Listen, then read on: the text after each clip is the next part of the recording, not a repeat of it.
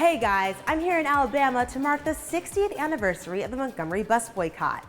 Now, this protest during the civil rights movement all started when one courageous black woman refused to give up her seat on a bus. Now, we have a pop quiz for you.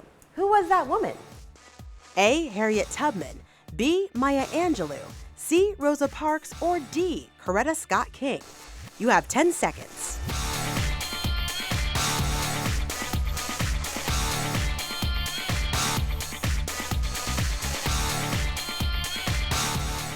Okay, time's up. The answer is C, Rosa Parks.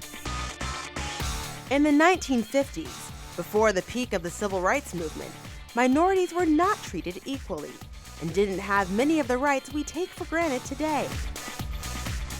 In the South, segregation was legal, meaning blacks and whites had separate bathrooms and water fountains, and they couldn't sit together at a restaurant. Even public buses were segregated. The better seats, in the front, were reserved for white passengers only, and African Americans were required to sit in the back, even on days when the front was empty.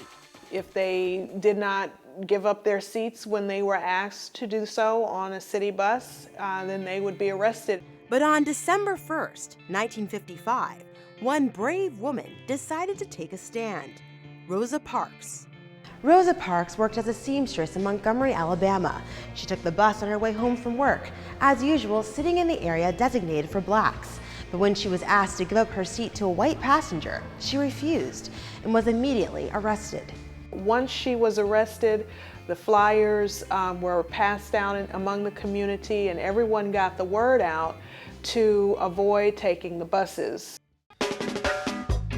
This moment of defiance sparked the Montgomery bus boycott, when African Americans stopped taking the bus to protest segregation and inequality. Back then, the bus system was a popular form of transportation, but during the boycott, the buses remained empty. Those who avoided the buses walked and even carpooled to their destinations. Well, I think this is a very historic moment. Martin Luther King Jr. helped lead the boycott, which lasted a total of 382 days. And in November 1956, the U.S. Supreme Court found Alabama's segregation laws for buses unconstitutional. The Montgomery bus boycott and Rosa Parks' story of courage became important symbols in the civil rights movement. Rosa Parks, she was not afraid to say no. She was not afraid to stand up for what she believed in. She wasn't afraid of what consequences she might have suffered from. The people who organized and participated in the boycott were ordinary folks. It was a grassroots effort.